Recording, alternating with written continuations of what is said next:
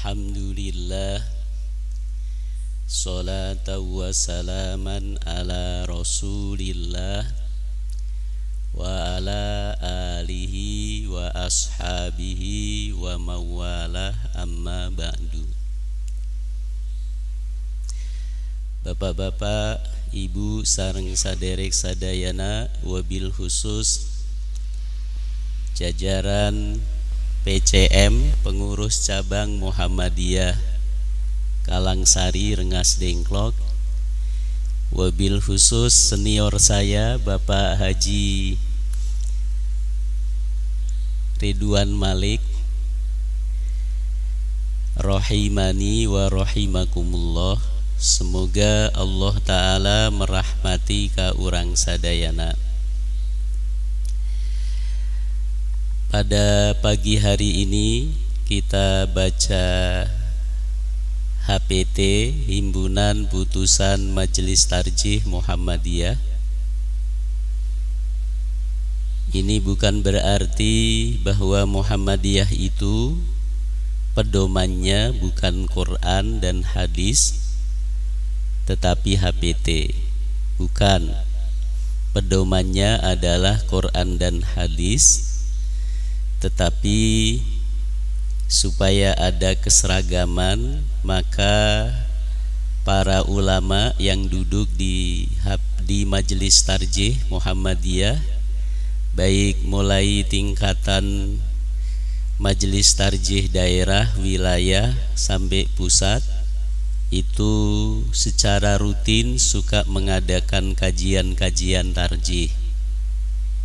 Dari sisi bahasa, tarjih itu berasal dari kata rajjaha yurajjihu tarjih ala wazni fa'ala yufa'ilu taf'il. Artinya mencari mana yang lebih baik di antara yang baik.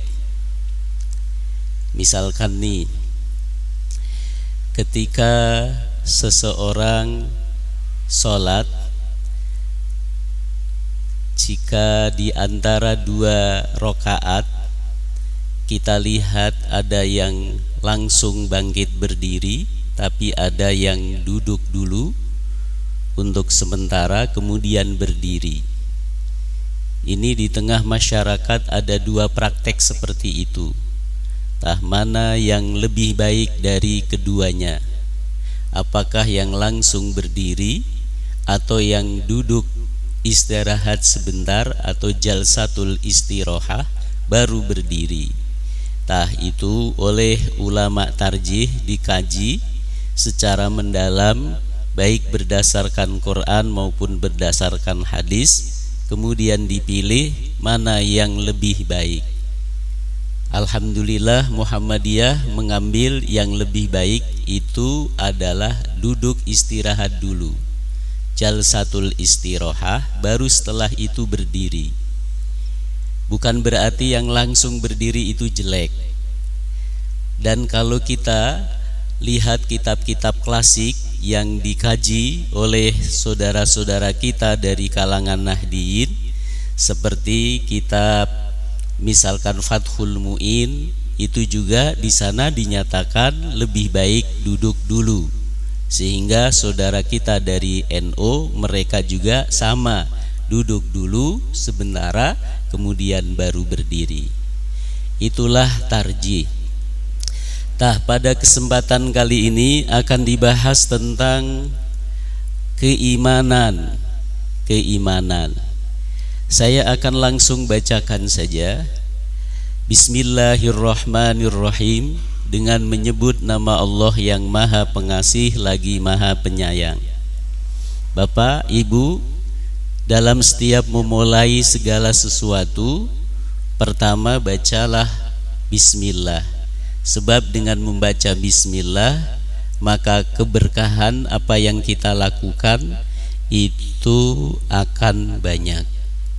Berbeda kalau memulai sesuatu tanpa Bismillah.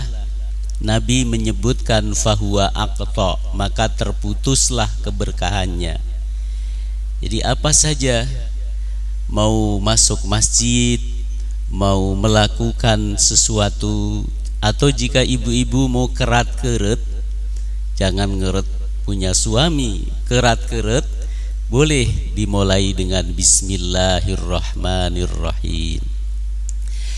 Kemudian di samping menambah berkah dengan dimulai bismillah, itu akan mengekalkan pahala apa yang kita lakukan. Sebab ketika seseorang membaca bismillah saat melakukan sesuatu, berarti dia melibatkan Allah yang maha kekal.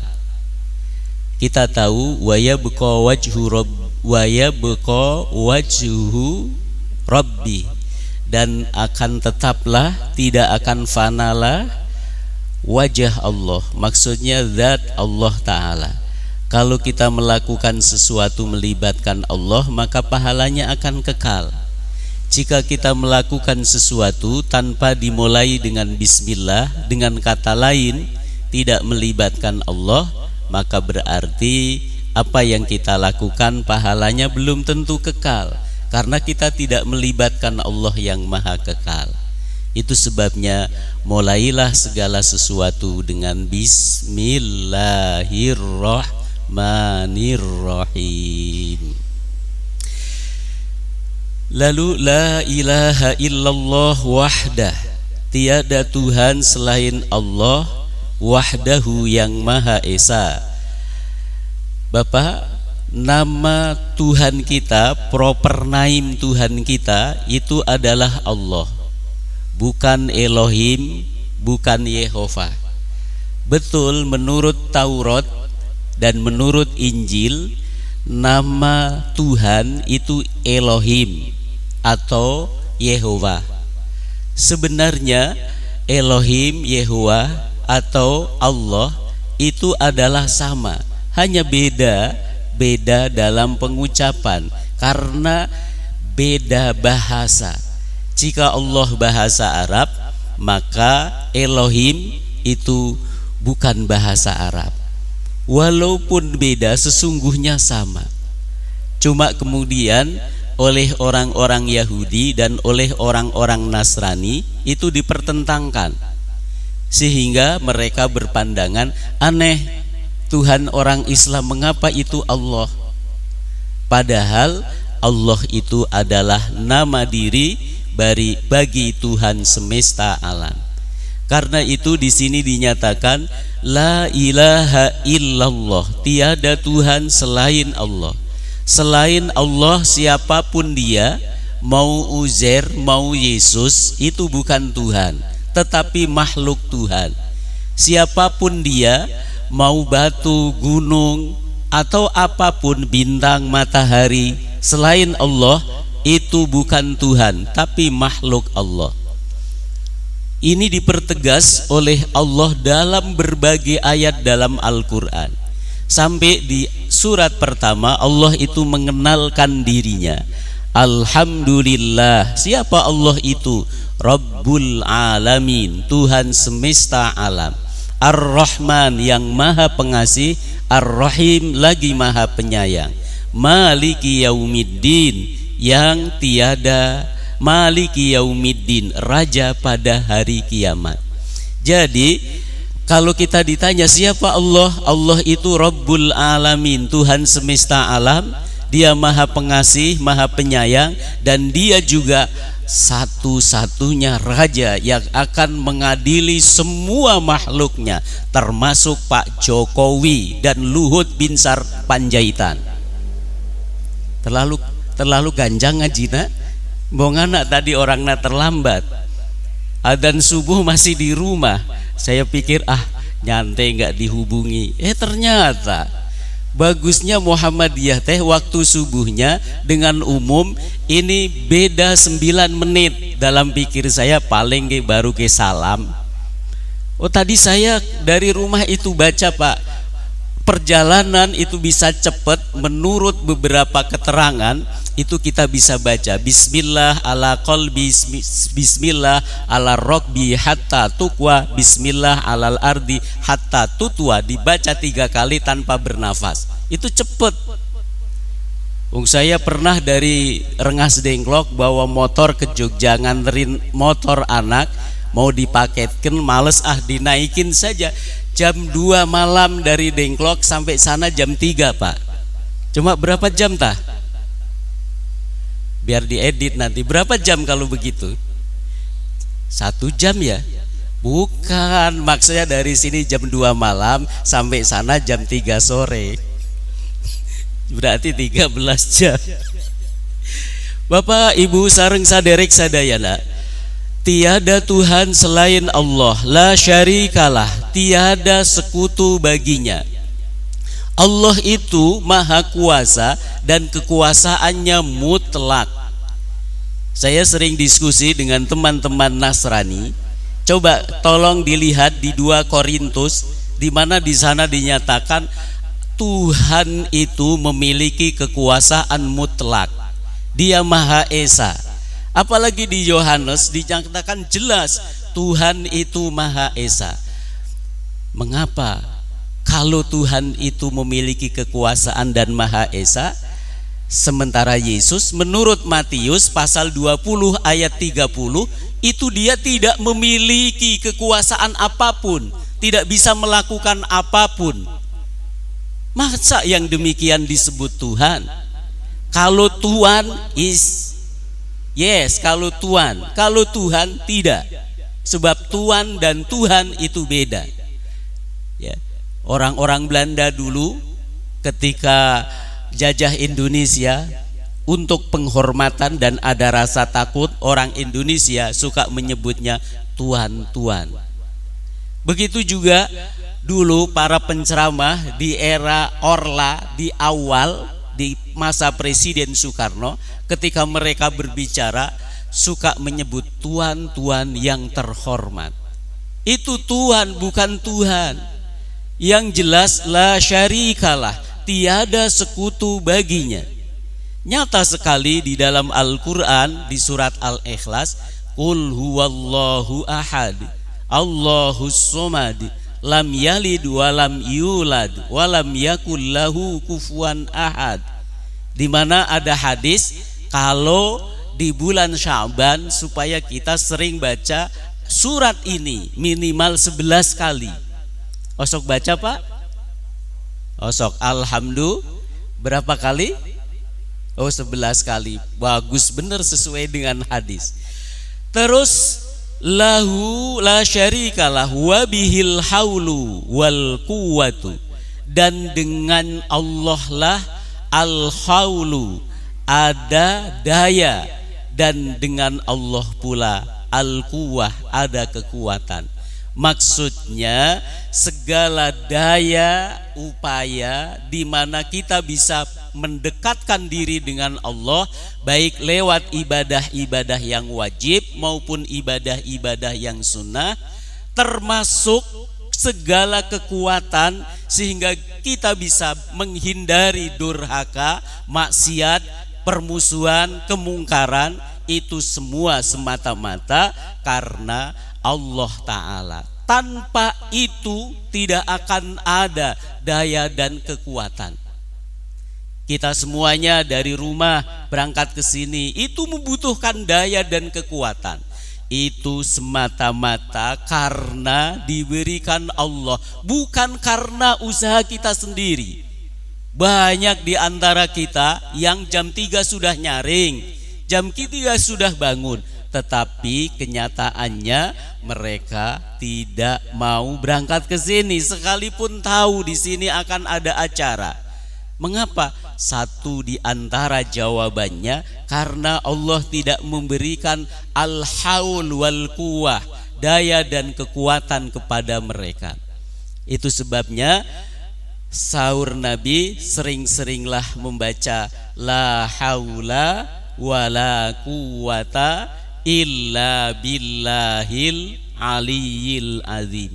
Bahkan ada seorang sahabat menyatakan, jika kalian punya anak yang cenderung nakal, cenderung bandel, cenderung tidak mengindahkan nasihat orang tua, usahakan anak itu disuruh membaca hauqalah la haula wala quwata illa billahil aliyil adzim, syukur-syukur sampai 100 kali. Ya, dulu pernah balalader kan? Pernah balalangor Pak? Pernah Pak? Kalau saya mah pernah Pak, ngaku daripada benjol-benjol, saya mah sering bader, bangor. Tapi alhamdulillah sekarang juga masih. Sekarang masih juga, tapi kayaknya sudah mulai ngurangan. Satu di antaranya karena sering berdoa, ya Allah, berilah aku bimbingan, jangan kau condongkan hati kami kepada kesesatan sesudah engkau beri hidayah kepada kami. Dan sering juga membaca hauqalah, la haula wala quwata illa billahil aliyil adzim. Kemudian di sini dijelaskan waqad warada fil hadis an Umar bin Khattab radhiyallahu anhu qol, dan telah diriwayatkan dalam sebuah hadis yang berasal dari Umar, semoga Allah meridhoinya. Qala, dia maksudnya Umar berkata, bainama nahnu julusun inda Rasulillah dzata yaumin, suatu hari kami duduk-duduk bersama Rasulullah. Maaf, duduk bersama Rasulullah itu banyak sekali faidahnya, manfaatnya. Ya, duduk bersama pewaris Rasulullah, keluarga Rasul, Habib, Syarifah, Pak Haji Ridwan termasuk Habib ya? Enggak, Habib, Syarifah, itu banyak manfaatnya. Duduk bersama pewaris Nabi, para ulama, ulama Rabbani, itu banyak manfaatnya. Sebab duduk dengan mereka, insya Allah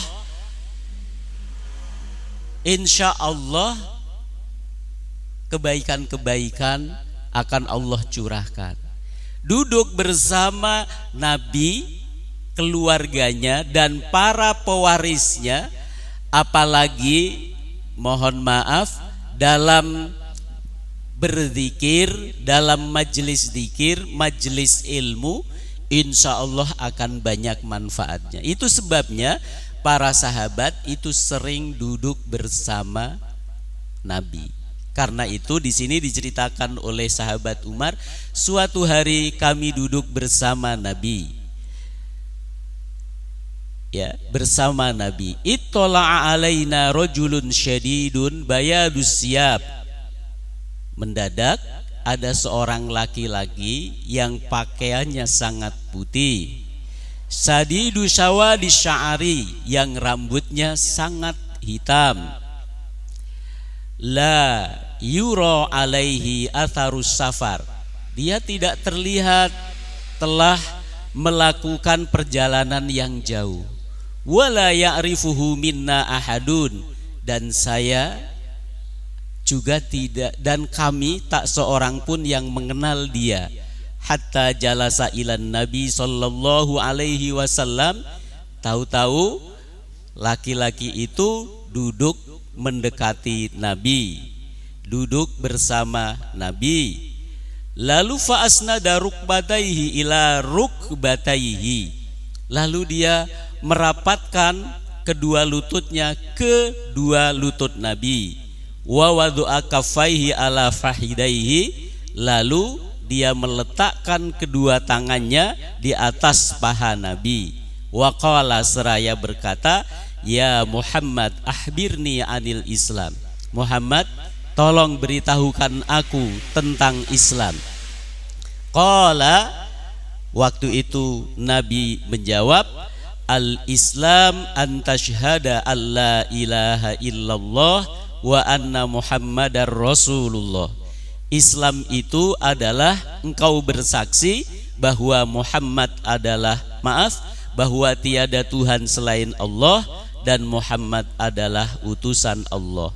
Wa tuqimas shalah, kamu mendirikan salat, wa tu'tiyaz zakah, kamu menunaikan zakat, wa tasuma Ramadan, kamu berpuasa di bulan Ramadan, wa yahujjal bait wa tahujjal bait, dan kamu menunaikan haji ke Baitullah, ini stata'ta ilaihi sabila, jika kamu mampu menempuh perjalanannya.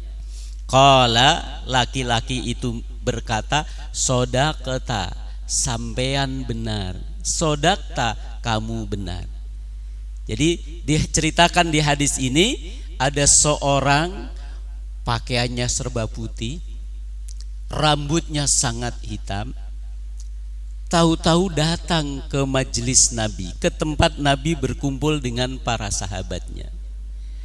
Dia mendekat ke Nabi lalu duduk di depannya. Dia menempelkan lututnya ke lutut Nabi, bahkan dia meletakkan kedua tangannya ke paha Nabi. Lalu dia berkata, Muhammad, di hadis ini enggak pakai sayyidina, Muhammad, ceritakan kepadaku, ajarkan kepadaku apa itu Islam.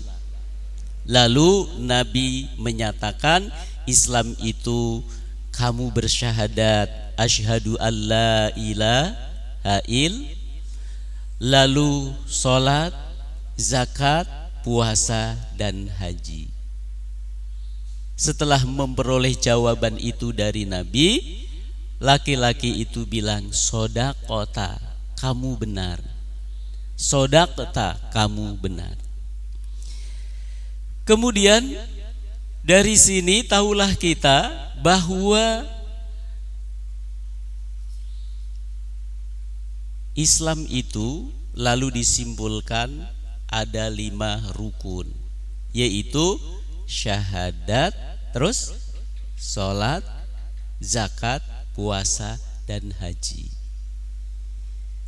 Jadi kesimpulan dari hadis yang berasal dari sahabat Umar radhiyallahu anhu ini melahirkan rukun Islam yang 5.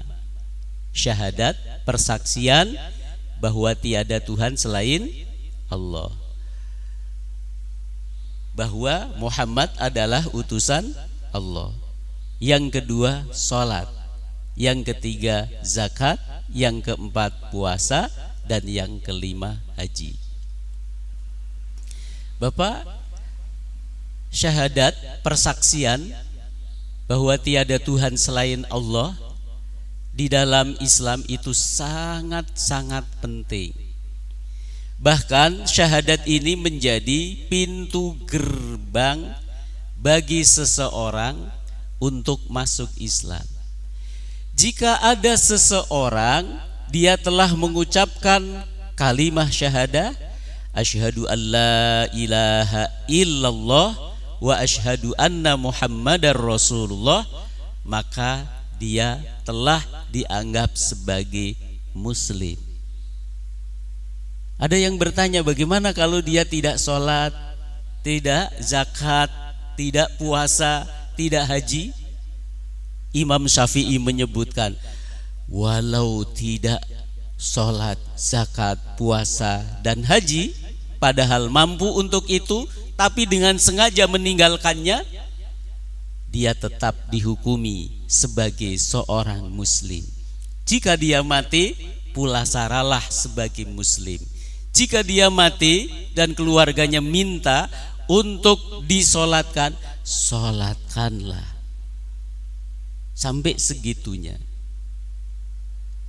Ini karena Imam Syafi'i tidak mau beliau mengeluarkan orang yang mengaku Islam ke dalam Islam. Sementara kita sering mendengar banyak orang muslim yang dengan sengaja karena fanatik mazhabnya, dia mengeluarkan orang yang mengaku muslim dari area Islam. Padahal Nabi, keluarganya, dan sahabatnya justru meraih orang-orang di luar Islam supaya masuk Islam. Ironis sekali kalau kita menyebut si anu mah bukan muslim hanya karena beda sedikit dengan kita. Ironis sekali. Ibu, bapak, sareng saderek sadayana, itu sebabnya jangan mudah mengkafirkan orang yang membaca syahadat walau tidak sholat misalkan. Cuma apakah syahadatnya lepas atau tidak?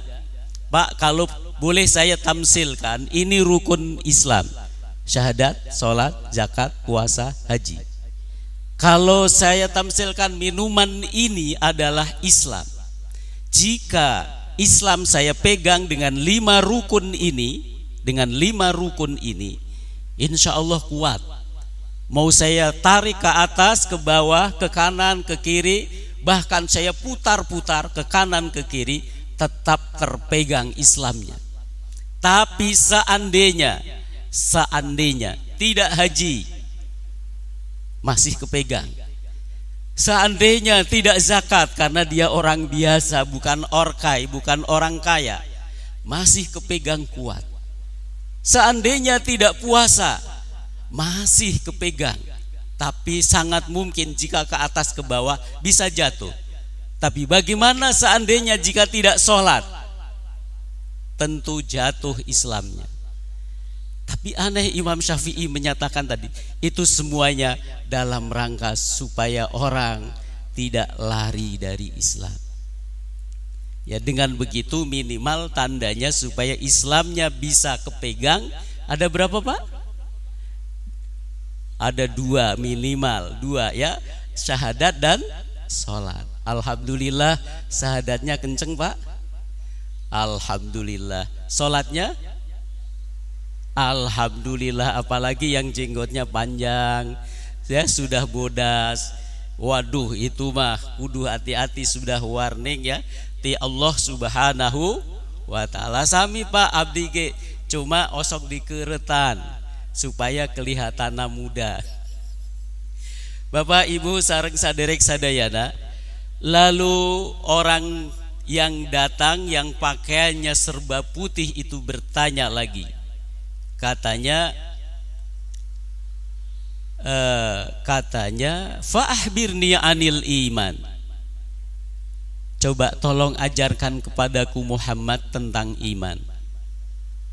Lalu Nabi menjawab, qala antu'mina billah wa malaikatihi wa kutubihi wa rusulihi wal yaumil akhir wa tu'mina bil qadari khairihi wa syarrihi. Qala sodakta. Lalu Nabi menjawab, iman itu adalah kamu percaya kepada Allah, malaikat-malaikatnya, kitab-kitabnya, rasul-rasulnya, hari akhir, termasuk kamu percaya kepada takdir, baik takdir yang hadi maupun takdir anu kurang hadi. Mendengar jawaban Nabi ini, laki-laki tersebut menjawab sodaqata. Oh benar Pak, ternyata laki-laki itu adalah Jibril yang datang untuk mengajarkan Islam kepada kaum muslimin, terutama para sahabat Nabi, lewat pertanyaan. Itu sebabnya kalau kita mau, boleh kita, supaya tidak ada kesan menggurui, kita mengajarkan Islam kepada orang lain, termasuk kepada istri kita, anak kita, lewat cara bertanya. Ya, lewat cara kita. Bukan berarti Jibril itu gak tahu. Bahkan Jibril yang menyampaikan syariat Islam kepada Nabi, dia tahu, tapi dia kepingin orang yang ada di sekitar Nabi itu paham tentang Islam. Jadi Bapak bisa sesekali nanya ya, ketika ngarariung teh, mohon maaf Pak, semua kita kan pedagang misalkan. Kalau pedagang yang masuk surga itu yang bagaimana? Walaupun mungkin Bapak sudah apal Qur'annya, apal hadisnya. Semua kita kan sekarang muslim. Bagaimana sih supaya kita menjadi muslim yang baik, muslim yang kehidupannya dinaungi maghfirah dan ridho Allah. Nanti kan orang yang kita tanya dia akan menjelaskan, padahal kita sudah tahu, tapi tujuan kita untuk mengajarkan kepada yang lain. Bapak sareng saderek sadayana, di samping itu menurut hadis ini dijelaskan tentang rukun iman, sehingga orang menyimpulkannya rukun iman itu ada 6. Yang pertama, percaya kepada Allah. Kedua, malaikat Allah. Ketiga, kitab-kitab Allah. Keempat, rasul-rasul Allah. Kelima, hari kiamat. Dan keenam, kepada takdir. Bapak Ibu, alhamdulillah sebagai seorang muslim yang memiliki rukun iman yang 6, di sini kita sudah diajarkan untuk bertoleransi dengan toleransi yang tinggi, untuk bertenggang rasa. Coba, Musa kan nabinya orang Yahudi. Alhamdulillah kita yakini sebagai seorang nabi dan rasul. Isa atau Yesus itu kan nabinya orang Nasrani. Alhamdulillah kita yakini sebagai nabi dan rasul. Muhammad itu nabi kita, alhamdulillah kita meyakininya. Coba, kepada Adam termasuk Musa, Isa atau Yesus dan Muhammad, semuanya kita yakini sebagai rasul. Tapi sayang, orang Yahudi yang katanya hebat toleransinya, yang orang Nasrani yang katanya top toleransinya, tapi mengapa orang Yahudi tidak mengimani Isa sebagai nabi dan rasul, juga tidak mengimani Muhammad sebagai nabi dan rasul. Begitu juga orang Nasrani, mereka tidak mengimani Muhammad sebagai Rasulullah. Di mana letak toleransinya? Mana yang lebih tinggi toleransinya? Tentu adalah umat Islam. Ngan sayang, banyak orang Islam yang tidak paham akan hal ini, sehingga masih menuntut supaya umat Islam bertoleransi kepada orang-orang Yahudi dan orang-orang Nasrani. Kan aneh. Kurang apa toleransinya? Sampai nabi mereka, rasul mereka kita yakini, bahkan kitab mereka kita yakini. Ini kadang-kadang pejabat yang mengaku seorang muslim masih juga terus mengejar kita supaya membuka toleransi, supaya tasamuh, berlapang dada dengan keadaan orang lain. Padahal kalau kita tafakkuri hadis ini, tentu kita paham betapa umat Islam itu sangat toleransi. Sebagai kesimpulannya, Bapak sareng saderek sadayana, pertama, bacalah bismillah kalau mau mulai beraktivitas, supaya kehidupannya berkah, bertambah berkah, dan memperoleh pahala yang kekal dari apa yang dilakukannya, karena kita melibatkan memulai pekerjaan itu dengan membaca bismillah. Yang kedua, nama Tuhan kita adalah Allah, bukan siak jinkong atau bukan yang lain. Tiada Tuhan selain Allah. Allah tidak punya sekutu. Semua daya dan upaya itu pemberian dari Allah. Kita bisa menghindari maksiat, kita bisa melakukan ketaatan, itu semata-mata karena pertolongan dari Allah. Lalu yang selanjutnya, ternyata rukun Islam itu ada 5. Syahadat, sholat, zakat, puasa, dan haji. Tetapi hendaknya minimal selama hayat kita di kandung badan, kita melakukan yang 2. Jangan sampai lepas, yaitu syahadat dan sholat. Ya, itu bukan berarti bahwa zakat, puasa, dan haji itu tidak rukun, tetap rukun. Dan yang terakhir, rukun iman itu ada 6. Beriman kepada Allah, beriman kepada malaikatnya, kitabnya, rasulnya, hari kiamat, dan takdir. Baik takdir yang hadi maupun takdir anu goreng. Itu nutiasaku pribados didugikan kirang langkung nak nyuhunkeun dihapunten. Maklum tadi tidak ada bicaraan dulu dengan koordinatornya, dengan Pak Yudi, sehingga jika terlalu panjang mohon maaf, jika terlalu pendek juga nyuhunkeun dihapunten. Ditutup dengan wabillahi taufik wal hidayah. Wassalamualaikum warahmatullahi wabarakatuh.